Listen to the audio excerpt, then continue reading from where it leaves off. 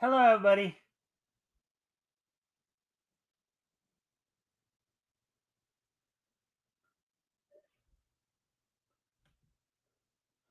All right, so we're gonna, of course, give people a chance to come in before we get started.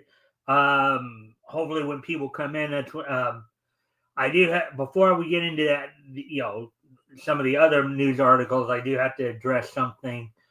Some of you probably saw the video I put up earlier about my Rumble site now. But we're gonna wait. We're gonna wait a few minutes to give people a chance to come in. So, anyways, let me put some music on for a moment while I go take care of something here.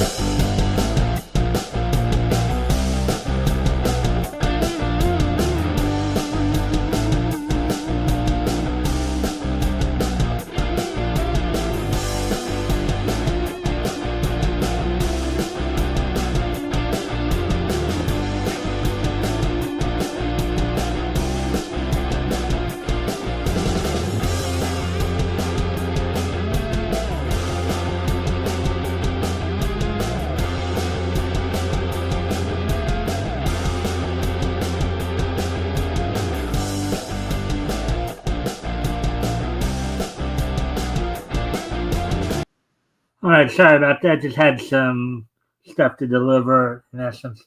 All right, so before I do talk about what's on tap for tonight, if you saw the video I put up earlier, I'm gonna start using my Rumble account a bit more. And there were a couple of videos done this week, and I know Deep Humor in particular was covering this quite a bit. One of them from Deep Humor, the others from Hero Hey, where I guess this week YouTube is rolling out a new ID verification system where if they think you're underage, they'll pretty much try to shut down your channel unless you actually are willing to show them like a photo, your photo ID. So if you're a YouTuber, my suggestion is maybe look to some other sites to start streaming. I mean, yeah, I'm going to be streaming on both. I'm still going to be streaming on both YouTube, but I'm also going to once I at least get like 5 followers, I'm going to start trying to stream on Rumble as well, just because So if you don't have a Rumble account yet, if you guys can go ahead and start one up and follow the Mikestand there. I actually have a specific channel called the Mikestand over there on Rumble, and once I get the 5 followers and I can start streaming over there, I'll be streaming over there as well as on YouTube. Because apparently somebody has already been hit by this new ID verification, and it's apparently a YouTuber who's been at this for a while. And you can watch the Deep Humor video on it. And I don't, Rick, if you're here, I sent you 2 videos on the subject on Facebook. So, also, of course, you may notice in the I think the description of my channel, in the channel description here, I've added my Rumble link as well. If you guys want to go check that out from there as well. So, just a heads up to anybody on YouTube that if you start having difficulties because of the ID verification stuff going on, it might just be time to start trying to find other avenues.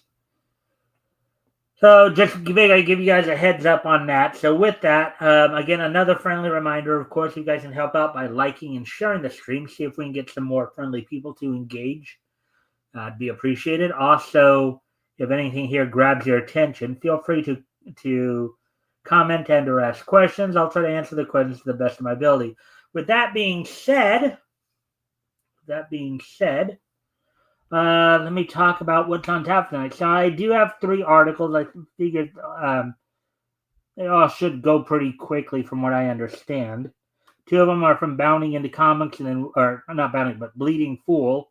The other one's from That Park Place, including DC's Donna Troy gets watered down in latest comic series. And there's a nonprofit dedicated to boosting children's literacy through comics. And then over on That Park Place, they're talking about, I guess, a gender swap on the latest Iron Fist series. Plus, of course, we'll get all caught up on all the latest in the wrestling news, wrestling wrap up, get caught up on what happened over the weekend on Friday and Saturday night, on Friday Night SmackDown and Collision, as well as look ahead to tonight's Monday Night Raw. And then we will also then we'll wrap things up, talk about get you all caught up on this day in each history. So with all that, let me go ahead and let's get started here. Get to the first article of the evening. So,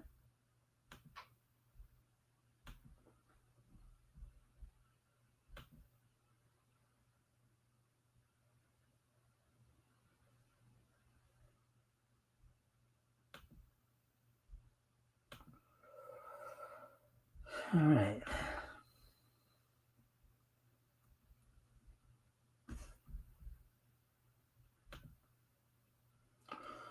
So there we go.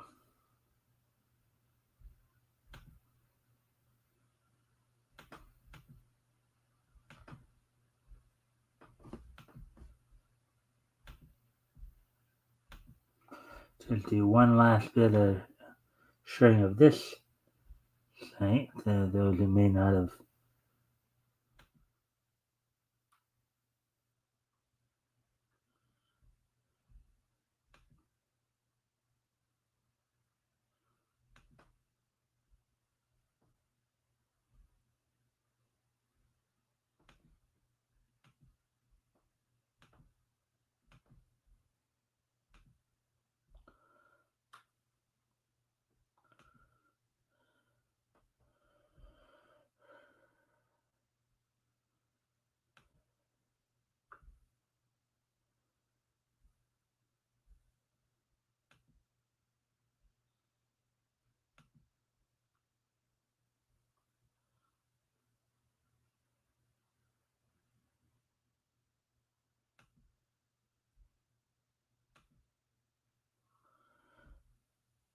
All right. So, anyways.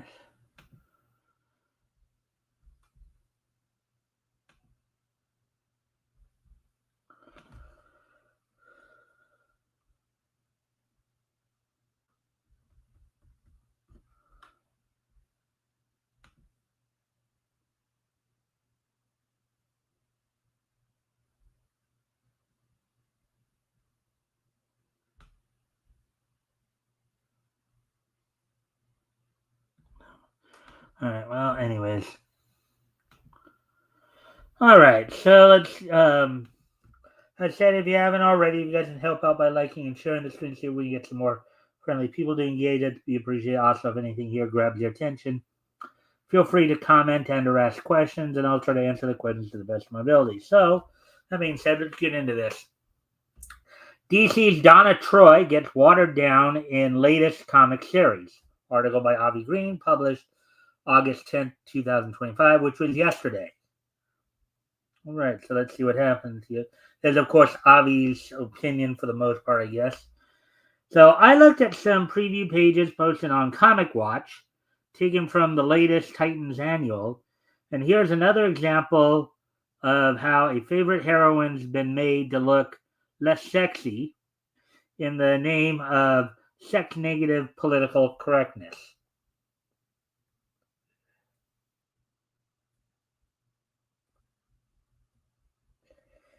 The art may be competent enough, but notice how Donna is not drawn with any noticeable bust. Oddly enough, Wonder Woman does appear to be, but it's still no excuse for belittling Donna. Also, vital to consider is how, for practically over a dozen years now, Starfire's costume has been watered down considerably too. And there's at least two other illustrations of Donna where her breasts look very muted in design.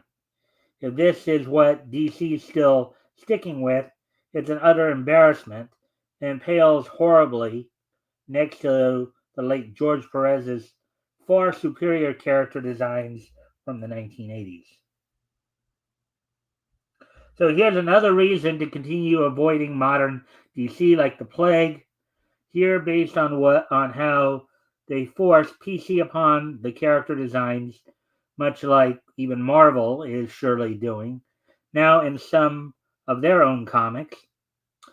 What they've done here only does a huge disfavor to fans of Donner, along with past artists with far better character designs.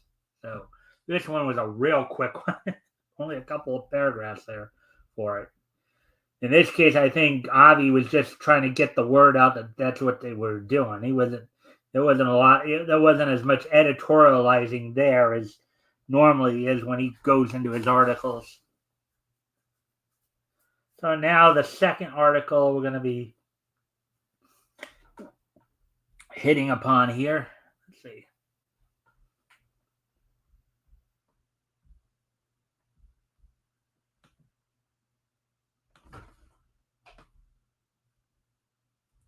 Okay, so nonprofit dedicated to boosting children's literacy through comics. Article by Avi Green, published today. All right, so let's see. Let's see about this one here. Imagine Arkansas Inc. And of course, we've talked about this too before. The idea of utilizing comic books to help increase children's literacy.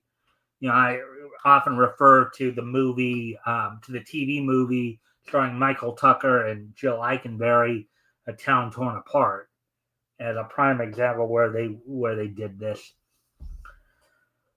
The Jonesboro Sun, and then they have a archive link here, tells about how Imagine Arkansas Inc. is making use of comics for children's reading education. And then this is I guess from the Jonesboro Sun article here. So I guess now what they're doing editing wise here is Avi's phrasing will take up the whole line, whereas when he's referencing articles, they'll kind of get boxed in, they'll get indented in, as it were. So Brandon Jones has turned his love. So this is from the article from the Jonesboro, Arkansas. Brandon Jones has turned his love of comic books into a mission to help children read. Jones, owner of Bonesy Jonesy's Comics and Collectibles, is also the founder and president of Imagine Arkansas Inc., a nonprofit dedicated to boosting literacy through comic books and pop culture items. He said the donation drive started with local teachers. Quote, teachers would come in asking for comic books to help their kids read, unquote, Jones said. Quote, literacy is 100% our mission. A lot of kids pick up a comic book, get comfortable, and then feel confident to read other things, unquote. Jones said comics can be helpful for students on the autism spectrum or for those who struggle to connect with traditional chapter books. The visual storytelling and panel layouts allow readers to develop comprehension skills while engaging with something fun. The nonprofit has already made its mark locally. Jones, Rook, and volunteers delivered backpacks filled with comics like, quote, Teenage Mutant Ninja Turtles, unquote, to nearby schools, particularly to schools affected by recent tornadoes and other Northeast Arkansas communities. Jones said this is only the beginning. Quote, I want to make this an annual thing across the state, unquote, he said. Quote, we want to reach the places that might be overlooked, the communities with lower literacy rates, and just get kids excited about reading, unquote. The nonprofit is looking to expand its reach beyond Jonesboro.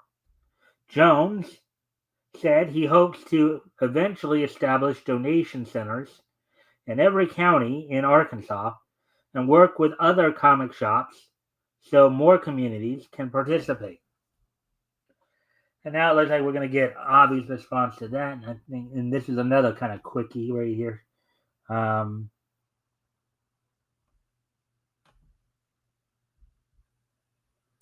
Provided that the examples they offer to children are age suitable, that's what can make this work. That's why it's highly appreciable when education movements like these supply comics for children to read and develop their reading skills with. So again, this is another one that probably wasn't this one in this case was not obviously it's controversial. It's actually a good thing. Okay. And I guess Brandon Jones there does make a very valid point in in terms of helping some kids, read with how comics are put together and all that. So, I mean, you guys watch the historical comic retrospect here on Sundays. We see that as well. So,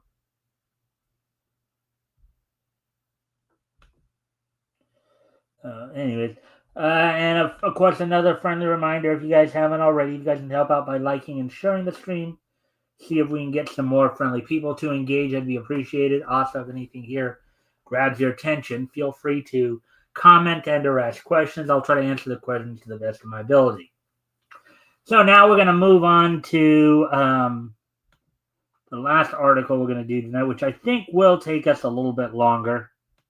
Is a little bit more in depth, but over here on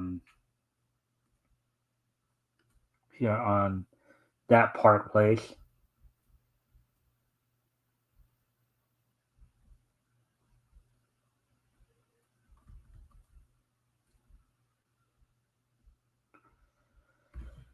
Here we go.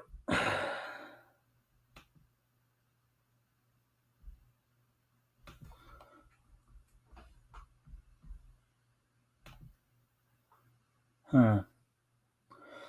All right, so here's basically the last article we're going to be doing for tonight. Marvel's Eyes of Wakanda Disney Plus cartoon gender swaps Iron Fist. Article by Trevor Denning, published today. So let's take a look at this. Less than a week after showing us their first full trailer in a surprise 1-2 punch, Disney Plus dropped Eyes of Wakanda several weeks early and gave us gender-swapped Iron Fist. The 4-episode anthology series is the story of Hatut Zazay's elite Wakandan warriors who travel the world retrieving stolen artifacts. Set during ancient times, the trailer promises lots of action targeted at older teens.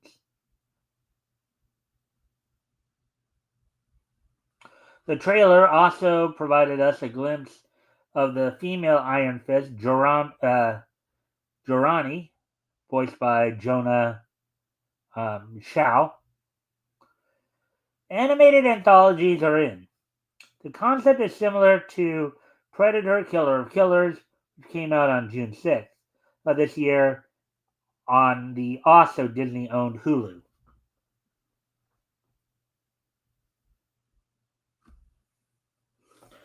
Both are animated anthologies with historical settings and targeted at an older audience.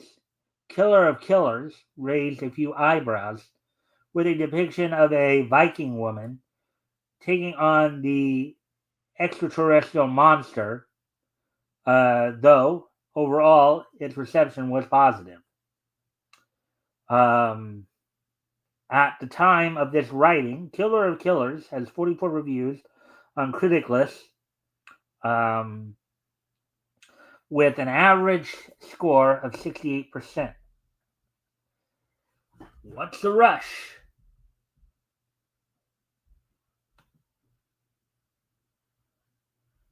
What's the rush? Eyes of Wakanda was created and produced by Marvel mainstays Matthew Chauncey and Todd Harris. Ryan Coogler, hot on the heels of his successful Sinners, is also attached as an executive producer.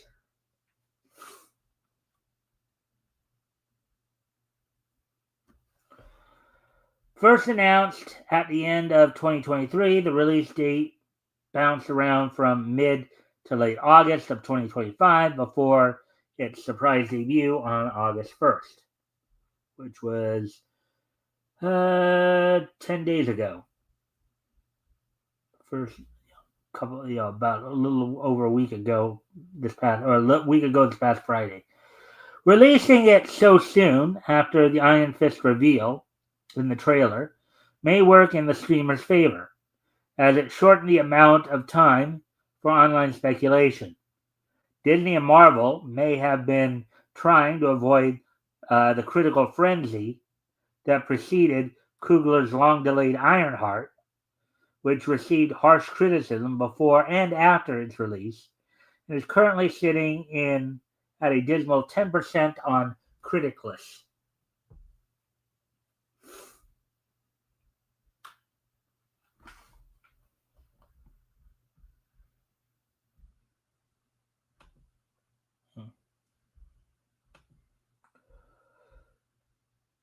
So far, Iron Fist hasn't made an impact.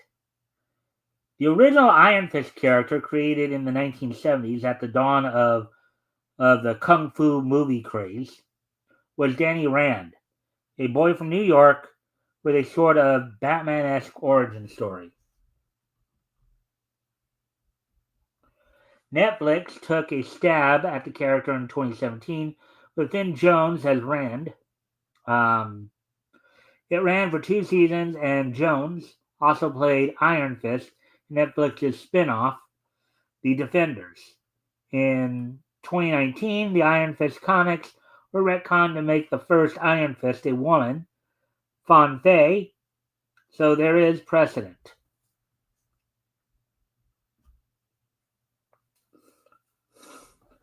Looking to the past to build a future spin-off? While Eyes of Wakanda reflects Marvel's move into the more mystical elements of the DCU and deepening the history, the addition of a female Iron Fist is another reminder that they aren't finished with what critics have dubbed the MCU, a shift toward more female-led franchises.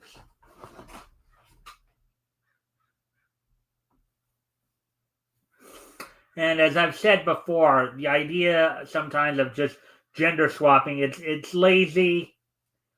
It's lazy, and it's easier to gender swap the character than to actually create a completely new character to get your point across. It's easier because you can utilize an established character a lot more easily because people know it. It's like I've always, I like what I said when they were when with the whole Jonathan Kent Superman, making him gay and all that, and showing us in the comics with him and his gay boyfriend, whatever. It's a lot easier if you can get people reading. Oh, Superman's gay and Superman's cool. So I guess if Superman's gay and he's cool, then I guess it means to be cool to be gay.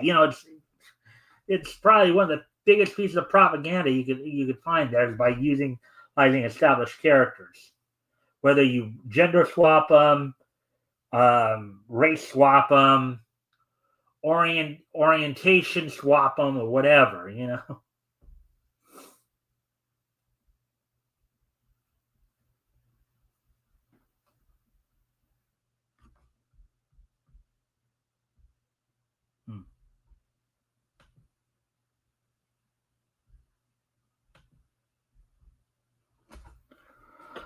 Iron Fist isn't as popular as Iron Man, so fan backlash may not be as severe as it was when Ironheart was seemingly set up to replace Tony Stark.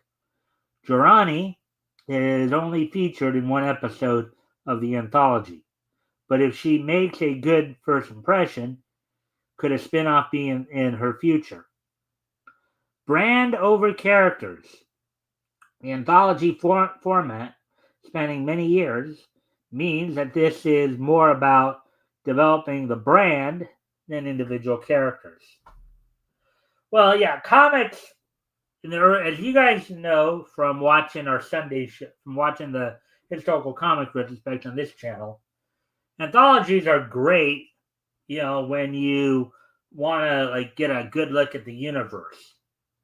If you wanted to take a nice tour of the if you let's say you met up with Axis and he gave you the chance to go into DC, you just travel around DC's version of the United States. You go from Gotham to Metropolis, then maybe out to Central City, then Blue Valley, you name it,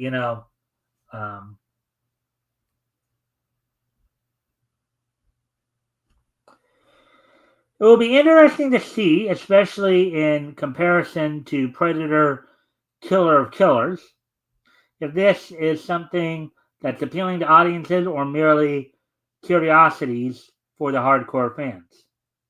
All right, so there we go with that one. Where are we at on time? Hey, Fish Shozo. Hi, everybody. All right, I think that's Fish Shozo's channel, so if you guys want to go check that out. Yes, it shows. I don't know if you saw my video earlier. I'm going to be starting to do more stuff on Rumble there because YouTube is coming out with a new ID verification system, and you might want to look into maybe doing some other utilizing some other platforms too, just simply because of the fact. From what I understand, some people have already had some issues with the ID verification and messing up their channels. So, what about DC cities? I was just saying that I'm sure many of us have likened or fantasized what it might be like to go into the DC universe and travel around the DC cities. That's what I was talking about. I'm on Rumble as well, but I don't post there often. Yeah. Okay. Well, if you are there on Rumble already, and I do have a link to my Rumble site in the description as well. If you can go follow me, that'd be appreciated because I need 5 followers in order to start streaming on there. So if you can do that, I'll also be streaming on. Then I can start streaming on Rumble as well. Just in the event that this new ID verification system starts like wreaking havoc on things, because apparently it already has. I think it's, from what some people are saying, it's like YouTube's way of trying to get you to basically expose your ID or something. So,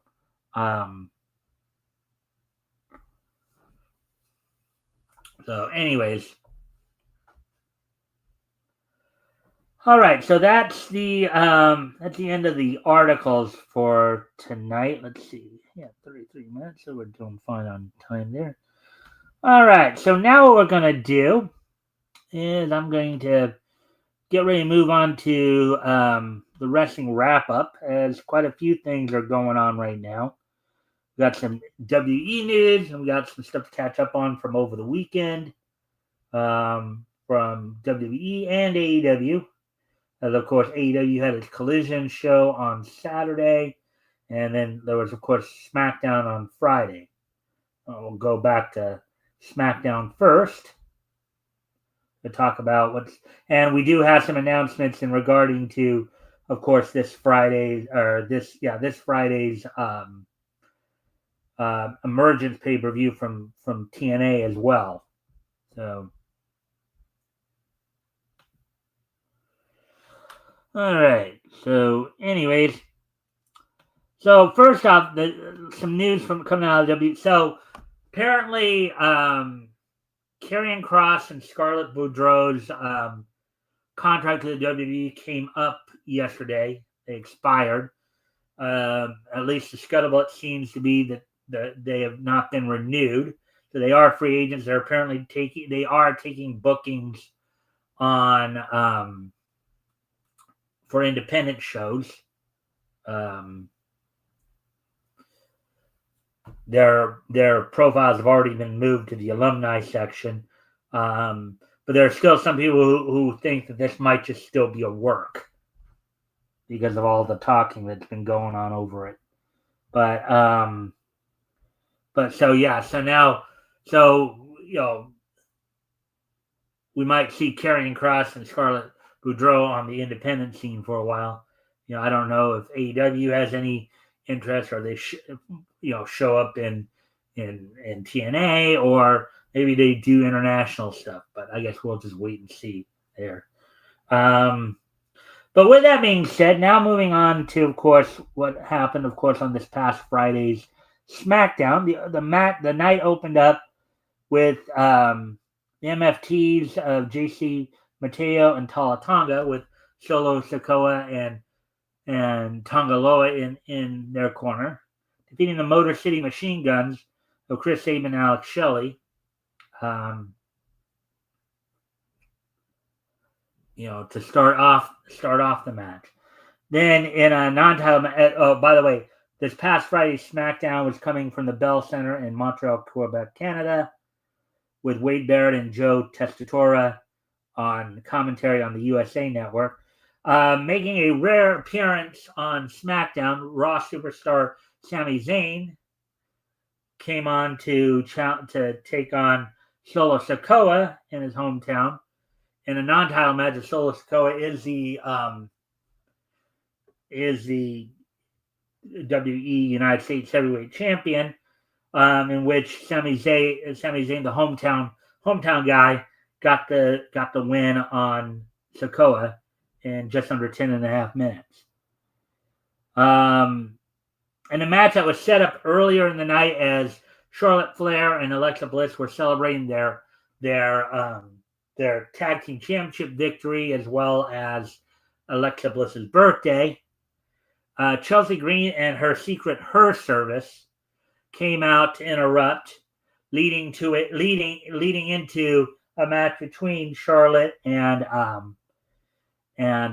Chelsea, in which Charlotte got the win on Chelsea. And during the match, of course, Chelsea had tried to bring in the cake to smash Charlotte's face into the cake, only for Charlotte to smash her face into it. So, and get the pinfall there.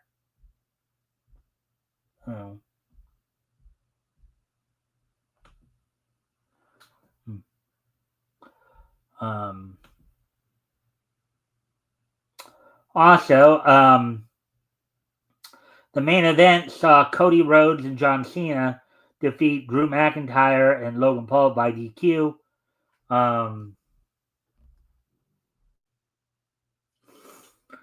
As I think Logan Paul delivered a low blow to John Cena right in front of the ref. So, this, of course, setting up some matches for their next PLE Clash in Paris. So that's all that happened on Friday night, of course. Now, as we will get ready to move ahead to Saturday, to the Collision, as, of course, AEW is preparing is continuing to march towards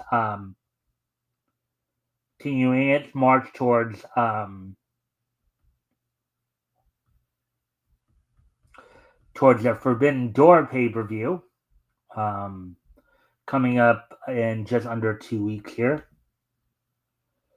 So, AEW Collision, airing on TNT this past Saturday, came from the Berglund Center in Roanoke, Virginia. The show opened up with a TNT title defense as Kyle Fletcher recently beat Dustin Rhodes for the TNT title, had defeated New Japan Strong Openweight champion Tomohiro Ishii in a battle of the Brain Busters, as it were. Both of these guys are utilize the Brain Buster as their finisher. Kyle Fletcher got the pin after hitting the sheer drop Brain Buster on Tomohiro Ishii. Megan Bayne defeated Emily Rose in just over a minute. Emily Rose, a local talent. Then Ricochet, with Gates Agony in his corner, defeated Juice Robinson, who had Austin Gunn in his corner. Then in a 6-man tag match, in what some people would call maybe Stokely's preparation for his upcoming singles match against Cope this coming Wednesday, this Wednesday's Dynamite, Stokely, along with Dax Harwood and Cash Wheeler, FTR, were currently set to face off in the finals of the World Tag Title Tournament elimination to see who will face off against the Hurt Syndicate at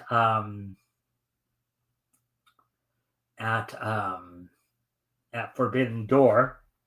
They defeated local talents Josh Fuller, Joe Keys, and Ryan Zuko. CMLL's Hechicero defeated AR Fox in just over 8 minutes. In a 6-woman tag match, the Triangle of Madness of Sky Blue, Julia Hart, and Tekla defeated Queen Aminata, Ty Mello, and Willow Nightingale. Max Caster once again issued another one of his 5-minute challenges, and it was answered by 1/3 of the AEW World Trios Champions Katsuyori Shibata, in which he defeated Max in just over 2 minutes. The main event saw in a 6-man tag team match, AEW World Champion Adam Page and Jet Speed, Speedball Mike Bailey and the Jet Kevin Knight defeated La Facción, Ingobernables, Beast Mortos, Dralistico, and Roosh. Let me see. That's all we got for the AEW stuff.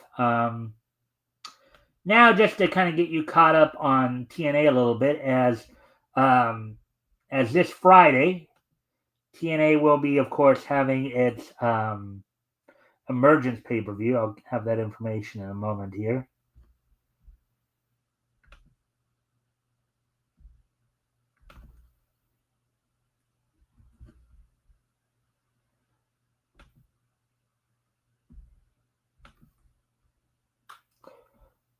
Get you caught up on what they are going to be. So this Friday, August the 15th, 2025, from Chesapeake Employers Insurance Arena in Baltimore, Maryland, live on TNA Plus. Already signed for the event, for the pay-per-view. In a no disqualification, no count-out match for the international title, there must be a winner. Must be a conclusive winner here. Only way to win the match, of course, is by pinfall or submission in the ring. International champion Steve Macklin defends against Jake Something. Mike Santana takes on Sami Callihan in a match where Sami Callihan is still trying to prove that he has some stuff left. As noted this past week, Ryan Nemeth was signed to a match after his brother Nick had assaulted some TNA staff members, being suspended. Ryan Nemeth, instead of getting their contractual rematch, Ryan got signed to face the hometown man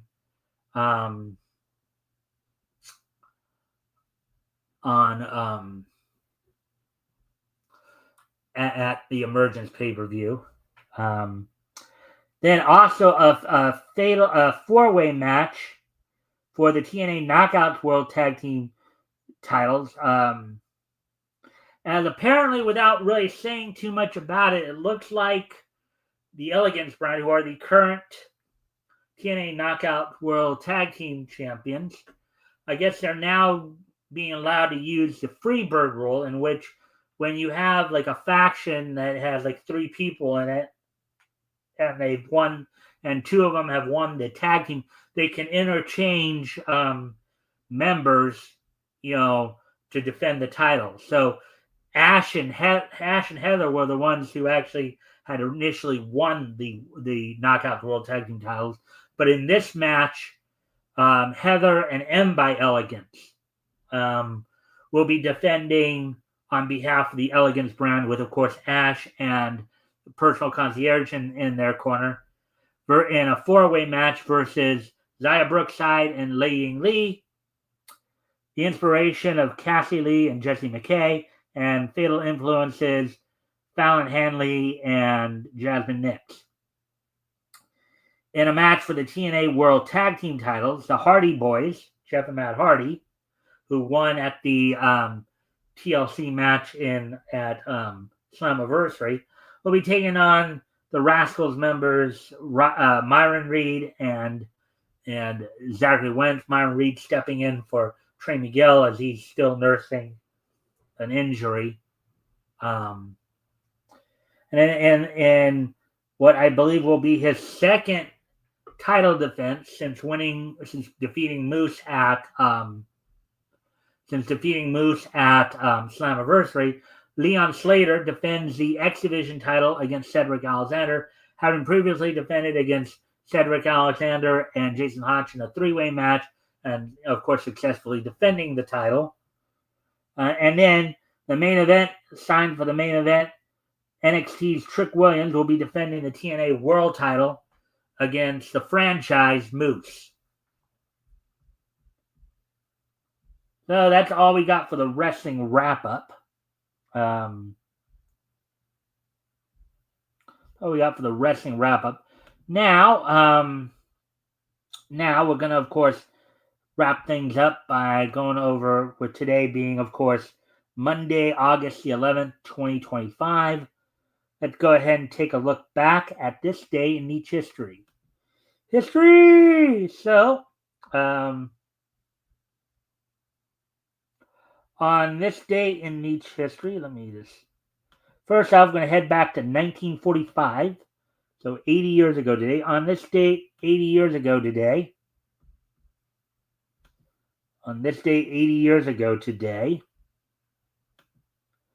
Warner Brothers Hair Conditioned, a Warner Brothers cartoon in the Looney Tunes series, premiered in theaters on this day back in 1945. It was directed by Chuck Jones and features Bugs Bunny. So on this day, 80 years ago today, back in 1945, the Looney Tunes cartoon Hair Conditioned premiered in theaters.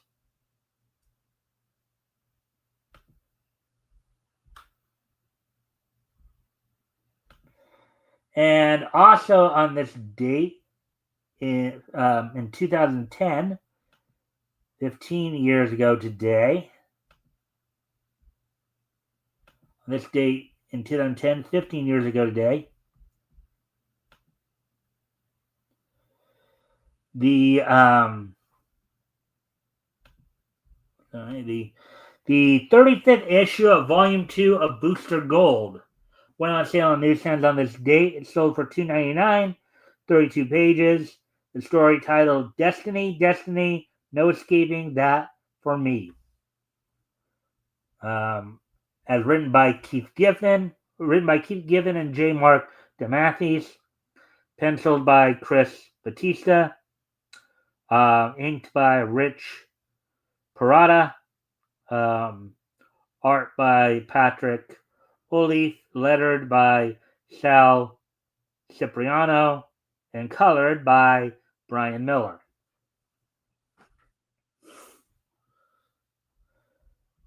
So there you go. So that's all we got for you tonight. I hope everybody enjoyed the show. Of course, we'll be back here with more Niche News tomorrow. And again, another reminder, guys, if you can help me out by starting up an account on Rumble. And because I hope to start live streaming there as well, due to the fact some of the stuff going on with this ID verification stuff over on YouTube here. We'll be back here, of course, tomorrow with more Niche News, as well as this Sunday.